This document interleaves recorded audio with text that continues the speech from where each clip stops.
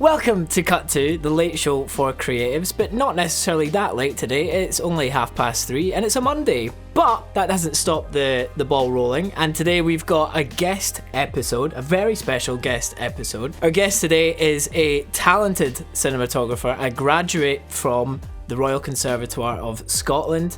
She's at the early stages in her career, working her way up in the camera department. And I have no doubt in my mind that she is proving her skills, her talent, and her ambition to become a director of photography later down the line. We know her as Flo, but some people know her as Florence Gilbertson.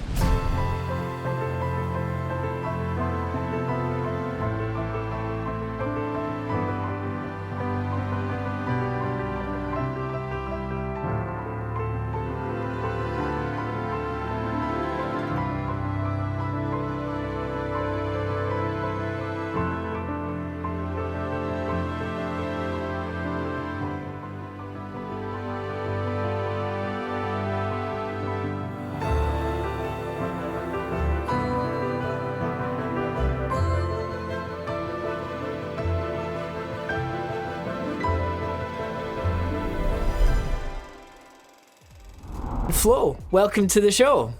Hi! Woo! Welcome. Thanks for joining us. That was an introduction and a half. I know. I'm kind of sweating. How are you? Yeah, I'm good. Well, I have to inform you, though, that it is, in fact, Tuesday, not Monday. Oh. You didn't. I don't think you had to inform anything. As you can see, I've swapped my beer for a coffee, and that's why. What? I wonder if have you done that on my account, or is it just too early? I have to be completely honest that I decided to have a cup of tea as well because of the time of the day it was. Slanjavar. Cheers, everyone. It's 5 o'clock somewhere, I suppose. That's our motto. Agreed. Obviously, we went to uni together, me and Martin, and I remember there was one morning where him and me and our good friend Handson showed up for a grad film and everything, and we were prepping all the kit and getting everything ready. And I was really tired and I was late, and the two lads are like, "What's wrong with you?" And I was like, "Lads, I was at the pub last night," and you both just fell flat. You were like, "I can't believe it." I can't believe it. Because there have been many a morning where I'd sort of gotten you guys going on you'd had a bit of a wild one the night before, but it was me that time. And I remember actually feeling probably prouder of myself in that moment than any other moment. The tables have turned. Yeah. The tables have turned. Well, Flo, I feel like I've barely scratched the surface in terms of an introduction to yourself. Tell us a little bit about yourself. A bit about myself. Oh, gosh. Well, I guess like Martin said, I'm a graduate of the Royal Conservatoire of Scotland. I did the BA film course. I was part of the first cohort to do the new BA film course, so we were the guinea pigs, which was quite fun. So yeah, that's probably where I got the majority of my training. But now I'm working in the industry, like Martin said. I'm working as a camera trainee. So that's sort of the bottom rung right now of the camera team, but a very important rung, as my lovely bosses always tell us. So yeah, since graduating, I lived through a pandemic, which is fun. And then I've worked on a couple of Amazon Prime shows and recently just come off of the latest series of Shetland. So I've been up in the North Sea getting blasted by ice and wind for the better half of this year. So a lot of what I've done is actually around the North Sea, because the show I was on for Amazon was also set on an oil rig in the North Sea. So I was like, I'd like to maybe go somewhere tropical next. That would be nice. So yeah, that's kind of where I'm at the minute. And I'm sort of working towards stepping up to being second assistant camera, so a clapper loader, for those of you who are down with the lingo. For those who aren't down with the lingo, please tell us what a clapper loader is.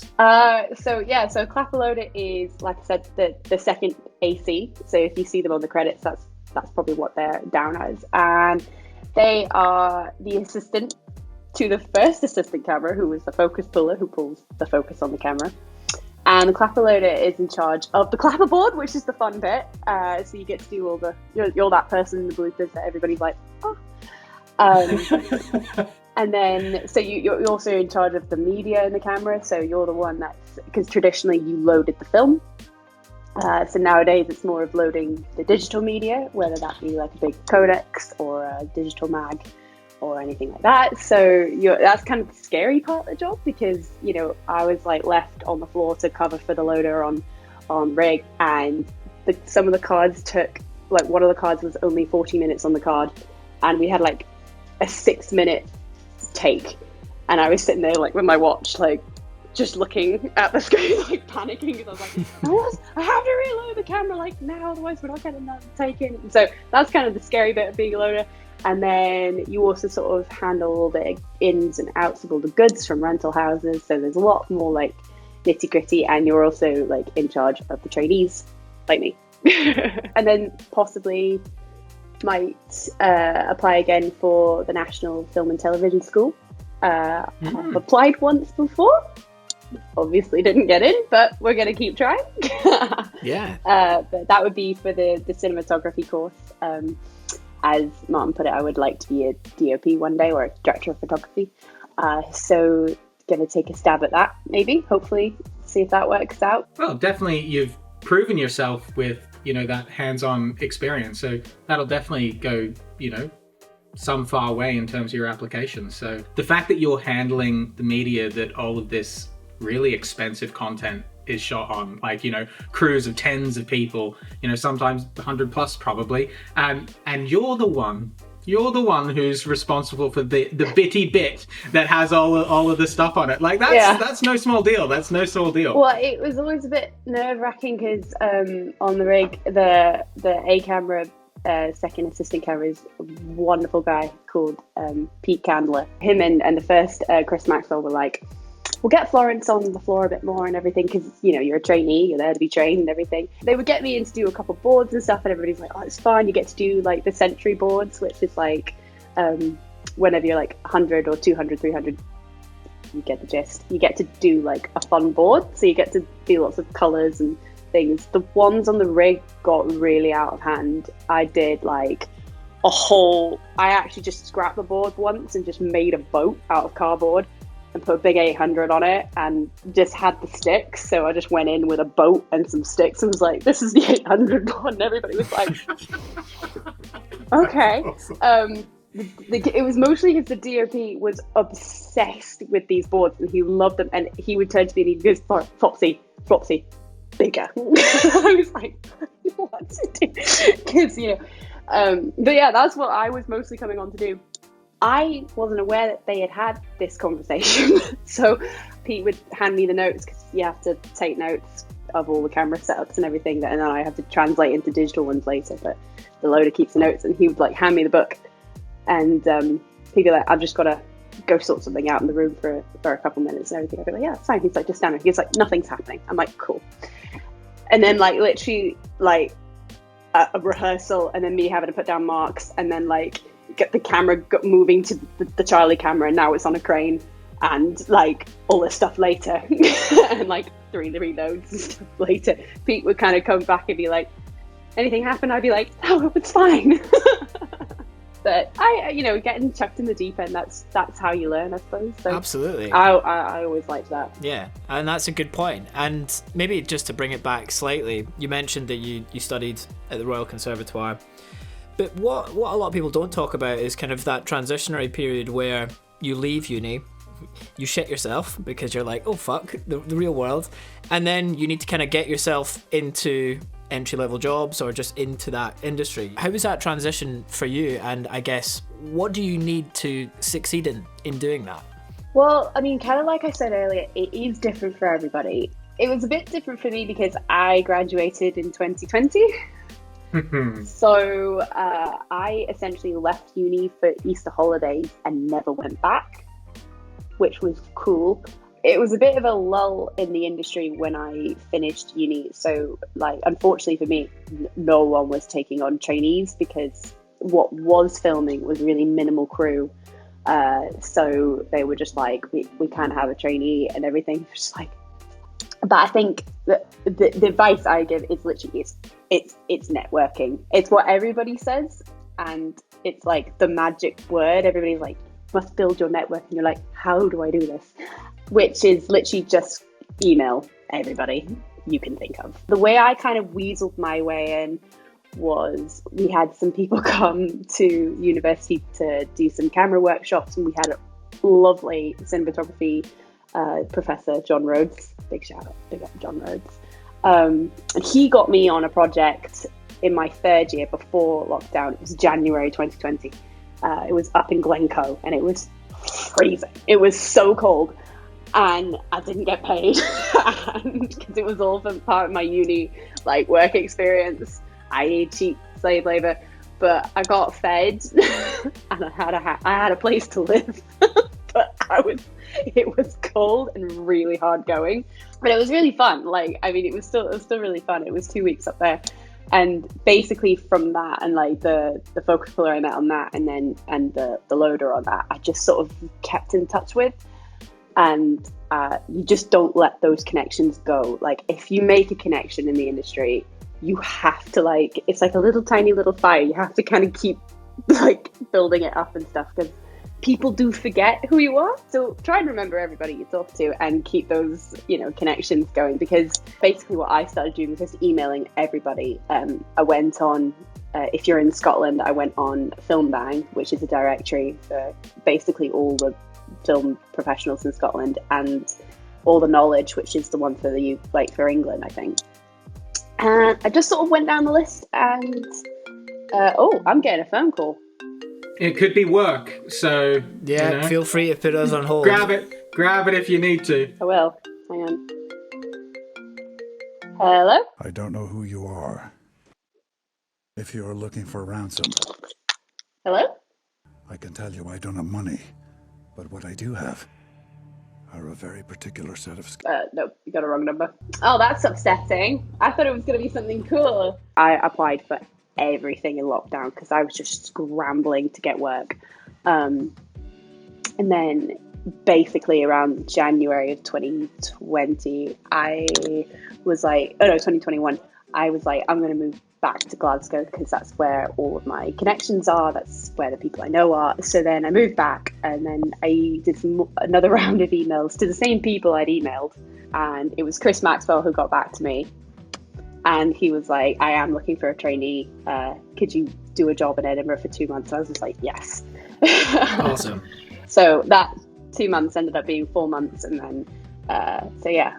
But you've just got to be persistent with people, really. Or just be born into the industry because one of your parents, or both of them, are a famous actor, director, DOP, sort out your birth ahead of time, you know what I mean? Yeah, top tip, try and have a dad that's a DOP and you should be fine. You should be fine. That's actually a big thing, because I don't have any family, any connection. I just woke up one day when I was a kid and just like, I would quite like to work in the movies. I don't know how one does it, but it's totally doable. I think that's the myth that needs to be shattered for a lot of people, is like, it's totally doable. With a lot of hard graft, long hours and hard graft. Yeah. That's any job, isn't it? Yeah, you want to be a doctor, you're going to have to put in a lot of hard graft as well. It's very true. Less muddy fields, I suppose. So speaking of all that hard graft flow, how much does that hard graft pay these days? What was your first kind of professional job, and what were the going rates for that? My first professional job where I got proper pay was actually the rig, because before then I'd just done kind of work experience things, which I wouldn't recommend to do a lot of. I mean, if you're a student, you can get away with it, but if you're a working professional, you can ask, and you should ask for pay. So I got paid on the rig. The Bec 2 standard rate for a Band 3 drama is, I think it's 130 or 135 pounds a day. That's your standard working day, which is 10 hours on camera, 1 hour lunch. So it's 11-hour days. Yeah, that roughly comes up to what, 560 a week? My maths is terrible. I'll take your word for it. My maths is also terrible. Yeah. so we're in the film industry. Mine is amazing, but I refuse to use it. Fair enough. So about £130 a day. And that's before you get taxed and everything, obviously. There's nothing more depressing than getting your first pay slip, like, and then it's like, where's all my money gone? And were you on PAYE or were you invoicing for that? Yeah, so if you're a trainee, you will be PAYE, and loaders are normally PAYE, but I believe now, you might have to fact check me on this, but it's just such boring banter now. HMRC, I think, has recognized loaders now, so you can invoice if you're a loader, which is that's interesting. Which is actually quite good, because it means that obviously you are responsible for your taxes and national insurance and everything, but it means you're not PAYE as a loader, because you get taxed a silly amount of money, because our work obviously is like 4 months at a time, so they pay you like you're working for only the 4 months, but the tax is looking at it like that's what you get for 12 months, so you normally get taxed a little bit more. You were talking about like making sure that you ask to get paid and that there are rates that are communicated by Bec2. The rate card, the Bec2 rate card, you can look it up online. You can look up any position in the film industry. So like for the camera team, obviously at the very bottom, you'll find camera trainee, and you'll find that it is the same thing across the board. It's different if you're working in commercials though. Commercials pay more. So good work if you can get it. So I think the commercial rate is $220 a day for a trainee, not $130. Gosh, that's quite a bump. It is quite a bump. Commercials, you're working shorter shoots, but normally longer hours. They're quite good. Like if you're working in the film industry, getting into commercials, it's a good way to sort of like fill up time between longer projects, or again, getting a few more contacts and stuff, because a lot of like big focus pullers and loaders will hop onto commercials between jobs, so it's a good way to meet people, and also, you know, you have to just be so quick, you have to learn really fast on commercials, because everything just runs a lot faster. So if it was your first job and you got a call from a production office and you're like, hello, before you're like, yes, I'll have the job, that sounds amazing, they'll tell you what the rate is. And the best thing to do is just hold that rate up against the rate card. And if it's less than the rate card, it's got to be a really good job, because the trainee, like I would say, it's low enough. If you're on a trainee job, and I would say, and you're not getting a chance to do any kind of loading work, so doing a clapperboard or learning how to load the camera or any work on the floor, if you're mostly just doing video and running cables, it's not a great trainee job. If you're on a job like that, be persistent and ask to do more on the floor, because that's what the job is. It's being a trainee. You're literally there to be trained. It's a seller's market, is my understanding. That now's the time to be really forcing your hand to bump up, you know, a position or two if you can wrangle it. But definitely to be looking for that rate that you should be getting. Because finding the right staff right now is super difficult, and it seems to be every industry. You know, from my understanding. So yeah, go for it, young'uns, go for it. Stick it to the man and or woman. What's it like being a woman within film and TV, within the production department? And how many other, you know, women are working alongside you? What's the kind of diversity like? Yeah, so I mean, in the time I have been working, I've actually gotten to work on a few camera teams. Most of the camera teams I've worked on, I've not been the only girl, which has been pretty cool. Because at uni, I was the only girl that was interested in camera, which it wasn't for want of girls in the course. There were quite a lot of girls in the course, but they just weren't interested in camera, which is fair enough. There's a lot of carrying heavy crap. No one told me that. God damn it. So starting out, I was mostly with men, which in my experience, I've only worked with really lovely people. I'm really lucky, except for Martin. He was awful. I can vouch for that. Just to be clear, it's that Martin. Right? I'm pointing like this. That He's one. next to me on The guy holding the boom. There are other Martins. The guy holding the boom. No, I've been really lucky. You can kind of see a shift for more 50-50 sort of weighted crews now. I'm feeling like Shetland, we had a lot of females on that. And not necessarily in the camera department, but it was the first time in my life I've ever seen female sparks. So for the lighting and electrical department, you know, there is definitely a shift which is nice. And why not? You know, I think more women are starting to get more interested in at least camera and lighting in electrical departments, which you don't normally see women in. Great news. Yeah, and a Nancy Boys, which is the one I did dailies on not long ago. They had 3 female trainees, and a female loader, and Erin Curry was one of the focus pullers on it as well. So, you know, running 3 cameras, and that's, you know, quite a female heavy camera team, which is quite good. Awesome. That is awesome. So, yay! Yeah. Cut to! Talk to us about the best and worst parts of your job. I can already guess some of the worst, but let's hear it from you. What's your guess of the worst bit? I want to know. Yeah, on you go, Martin. Much of what you've just said, like a lot of long hours, trudging up mountains, carrying like hundreds of kilograms of kit in all kinds of weather conditions. It's enough to put me off, anyway. That's what Flo signed up for, no?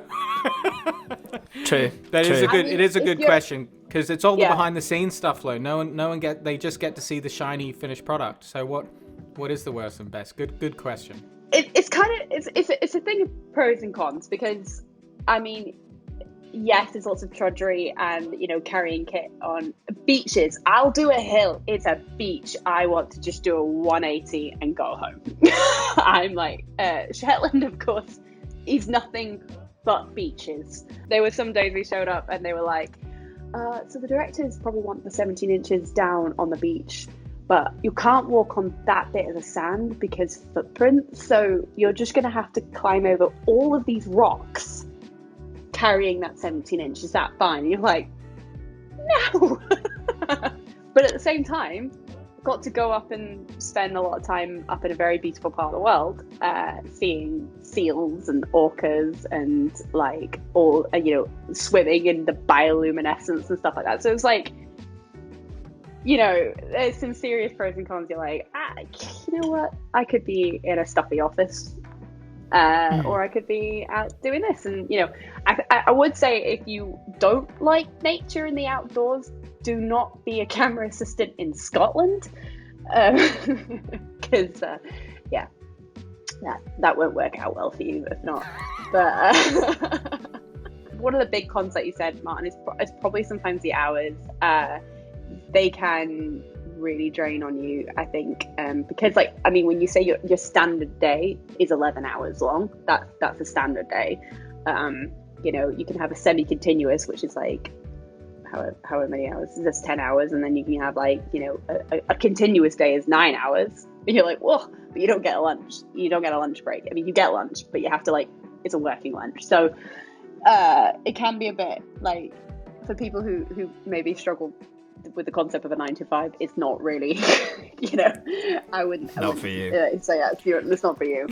Yeah, I struggle with that 8 hours plus lunch. You know, it gets really sad when you, like, get the call sheet through the night before and you're like, it's like a 6 a.m. call time, but you're like, that means 5 p.m. wrap. You're like, yeah, I'm gonna get home for 6. You're like, what? I would say if you're someone who, like, wants, you know, it's like, I need to have a social life all the time for you, because I mean, when I'm on shoot, it's really boring, but I'm in bed by like 10:30. Because you know, if you don't have at least 6 hours sleep, I mean, you can just write off the next day. Yeah. Especially if it's like a location day. I mean, you know, if you don't have rest, you're just gonna absolutely destroy your body trying to keep up with that kind of graft. So, Flo, with all those long hours and trips all around Scotland, England, it must be pretty tough to manage a work-life balance. So how do you go about managing yours? Very carefully. No, I think it's actually something I'm still working on. Like, it's hard. And obviously, because I'm still a baby considered, you know, compared to everybody else. So, like, I mean, case in point, when I was, like, finished Shetland, and that was a little over 4 months. So that was from, like, September to the first week in January was Shetlands. So that took, you know, that was a massive chunk of my time. I went full pelt since March. So, like, I was on the rig from March all the way to August, and then I had about 3 weeks off and then I went straight on to Shetland. So that was 6 weeks up on location in Shetland, and then however many weeks back in Glasgow. I kind of was like getting to the end of Shetland, and I was like, I need to take a break. I need, not do any work. I need to just actually have some time off. When you're working freelance, you get really panicked about saying no, and you get really panicked about when your next job's coming. So the compulsion is just to be like, oh crap, well, I had 2 days, I can go straight onto something else. You know what I mean? And I got really bad for that actually when I was at uni. I think I learned my lesson the hard way. It was second year of uni, and like Martin will remember, we were filming the 3 big grad films during that time.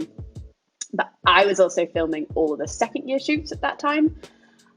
And on top of that, I took 2 jobs on different things outside of uni. So I was doing camera training work outside of it. So I was like on a shoot basically solidly for 6 months, and like I was spent. I mean, completely like dead. And it was great because I had so much experience, and I'd worked and I'd met people and everything. And like my flatmate looked at me, and who doesn't work in the film industry, she just looked at me. She was like, "You've been on shoots for a solid 6 months. You need to calm down." And I was like, "Yeah, that's fair." So I think for me, that work-life balance is still really hard. Yeah. But important to figure out if you want to keep going at a certain rate. Otherwise you will just burn out. Like, you need to take that time off to just reset. Definitely. But I think in terms of like being able to hang out with people and my friends and like have a life, you can in fact have a life outside of the hours. It does exist. Shall we? More working. Yeah. Two. I was reflecting on you coming on the show and some of the other guests that we've had on the show. Well, I guess 2 so far. Both older. What I'm looking forward to is chatting with more people like yourself, Flo, who are not after 30, 40 years in the industry telling us what it's like. You're telling us what it's like right now, coming up in the industry as a young creative. Like, what is it really like? And I really appreciate your honesty, because I think if I listened to more of the honesty about this, I may have been better prepared for my early jobs in the industry. In terms of thinking about your industry kind of now and moving forward, you mentioned earlier, there used to be film loaded into a camera and now it's in solid drives and etc. How is technology changing? And what kind of technology have you seen recently on your work that people may not be generally aware of that's happening right now? Oh, this is fun because I actually really have an answer for this. Yeah, I think it's definitely the digital world is really coming into play, and like everything now is large format. So for the friends at home who maybe don't know what that means, basically the bare bones of it is there's a sensor in the camera, which is what the light hits, and that's what records the image. The sensors now are bigger, so you can get a wider image, but with a nicer depth of field. That's a very, very simplified reason for having large format. It makes like a 50mm lens look like a 35mm lens. What it means is that you can get like the nice bokeh of a 50mm but with the shot size of a 35mm. So, your wide shots, there's more depth of field. It stops things looking as flat. So that's like one of the benefits of shooting large format. And also now there's a shift to like not so much shooting on green screen, but shooting in something like the volume, which is what they use on The Mandalorian for, so that's like shooting against a backdrop that is like LED panels. So you basically build a wall of panels, and then you build a ceiling as well.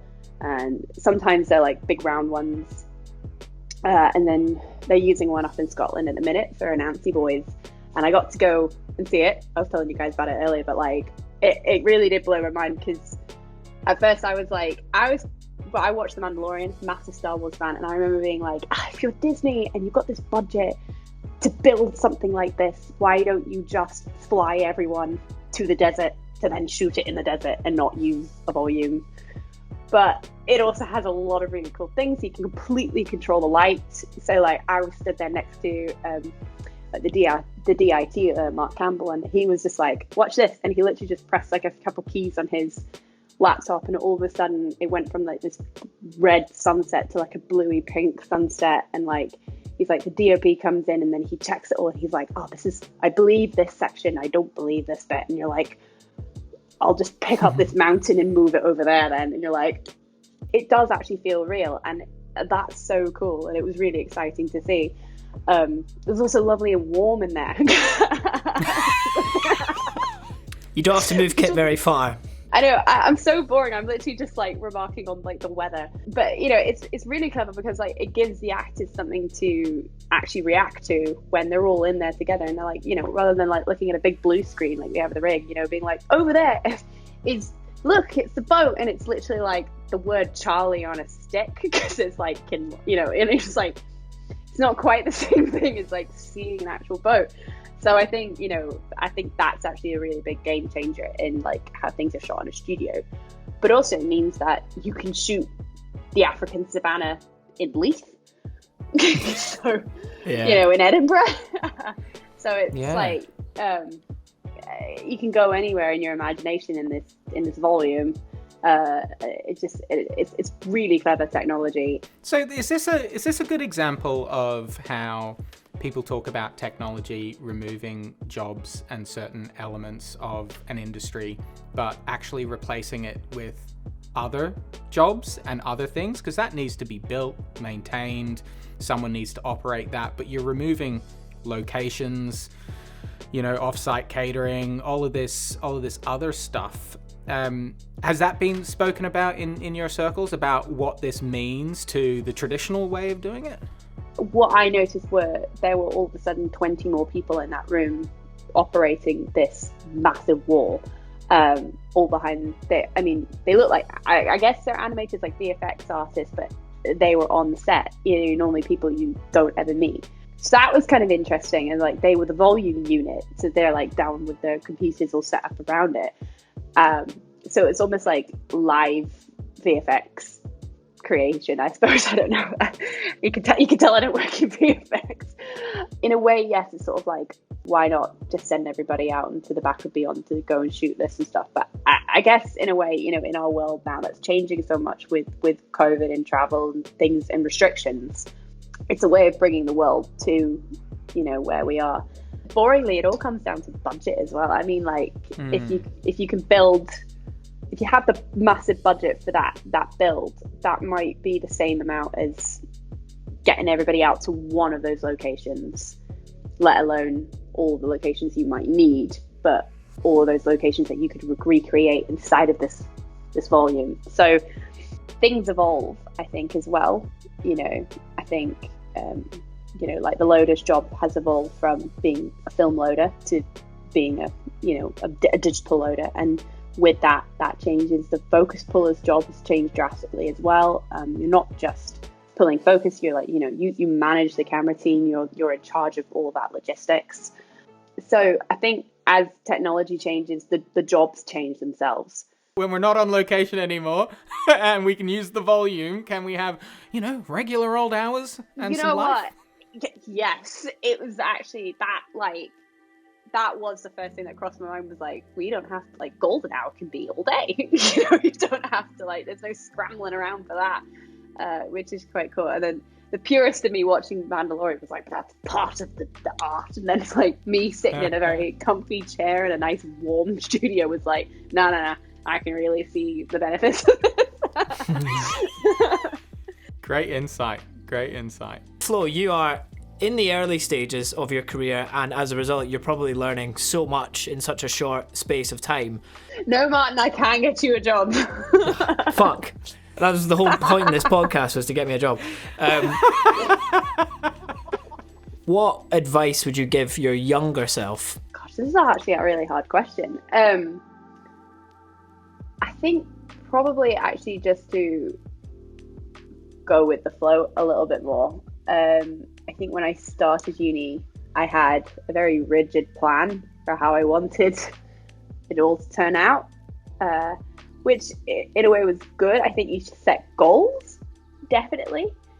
But I think how to get to those goals has drastically changed. I mean, I thought I wanted to be a director when I started uni. I mean, everybody does. And then I realized I was absolutely rubbish at working with actors, and I can't write. I just like, you know, two things that I think are the main parts of being a director. I was like, I could be a director. What I really wanted to be was to be a director of photography. I just didn't know that yet. I mean, I think people just need to go in with an open mind, and even like if you do start working in the industry, you know, if you started working in camera and just hate it, I mean, like, do something else. I think, you know, there's so many different jobs within the industry. It's not just camera, acting, directing, sound. It's like you can flip and be an accountant and work in the industry. Like, you know, there's something for everybody. And I think to younger Florence, I'd probably just say, like, you know, just relax and chill and just like, it's gonna be okay. You know, obviously work hard and, you know, be persistent with like trying to get to know people and stuff. But like, you know, the work will come. That's been a hard lesson to learn. I think it's just sort of like, you know, the work does come, and once you're in, you know, you're in, and like just sort of, you know, chilling out and being okay with saying no to things. That's probably the big lesson I'm still trying to learn. It's okay, you can say no. No, that's great advice.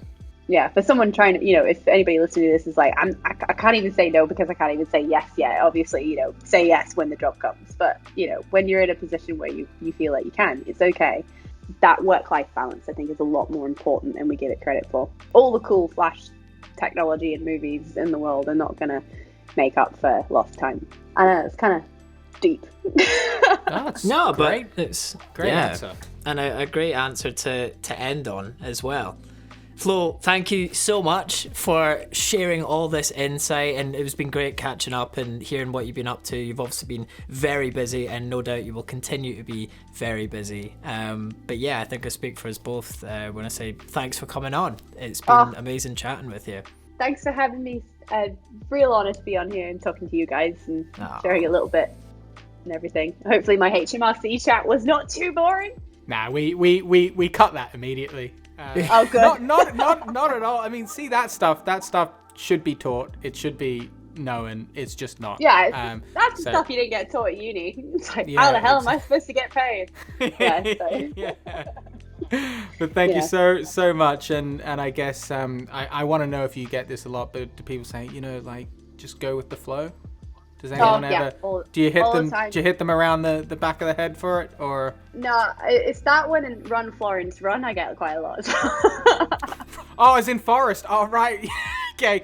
Yeah, that's stretching a little bit, but I'll allow it. Okay. It's a lot. I mean, there's lots of potential. There's Florence Nightingale. Let's go with the flow. There's, my other nickname on set is Flopsy, so that's a fun one for everybody. I've literally had a DOP like walking around a studio shouting, "Flopsy, Flopsy." But that's a story for another time. Oh. Well, keep up all the great work and make sure you take the most of that downtime. And I can tell you're going to go far. Thanks so much for your time. All right. Thank you guys so much. You're an absolute legend. See you soon. See you later, Flo. Cheers, Flo. Bye for now. Bye. Take care. Bye. Gosh, you can tell how much energy she has. Like, she proper loves that job and a real good focus on her future. You know? Yeah. When we were in uni together, I had no concern that she would ever struggle to find work. It was more just getting that first job. And once she had that first job and she just did what she does best, which is like an amazing job at assisting, then she'll just be busy until she can't work anymore. And evidently. Until the industry breaks her. Yeah, until she breaks. One thing I was super impressed about how Flo communicated herself was on the screenskills.com website. I thought this was such a well-written introduction to her. And she says, graduate of conservatoire, yada. Working towards more senior camera assistant roles with an ultimate aim of becoming a director of photography. That is such a good explainer of where she is now and where she wants to be without saying, I'm a director of photography, which is what people always kind of go like, I'm a director of photography, and you're not. You've been a director of photography on your student projects or personal projects. Doesn't make you in the industry, of course. So I thought that was a really great way to explain who she is, what she does, and where she wants to be. And you can see that that's where she's working towards. So I just wanted to make that point, because I thought it was a lot of people struggle with that when they're not there yet, but they kind of want to be, and they think, if I just say I am, I will be. Yeah, the way she's worded it, she hasn't penned herself in to like a junior role. It's very open, and you could totally get from her that it was so important that interpersonal skills, like all of those soft skills in terms of working in a team, creativity, resilience, all of that stuff that isn't related to her physical job is so important. I feel inspired. Thanks, Flo. Awesome. Well, Martin, do you want to read us out? 3, 2, 1. Cut To, the podcast, is a late show for creatives, and it's produced in Glasgow, the capital of the world, and produced by Full Show Studios. If you like what you heard and saw, head on over to cut-2.com and you can find our whole catalogue of shows, and subscribe, hit the bell button, like it, comment, share with your friends. And if you want to sponsor us by sending free beer, please do. My inbox is open, and Finn's, and the Cut To inbox, and just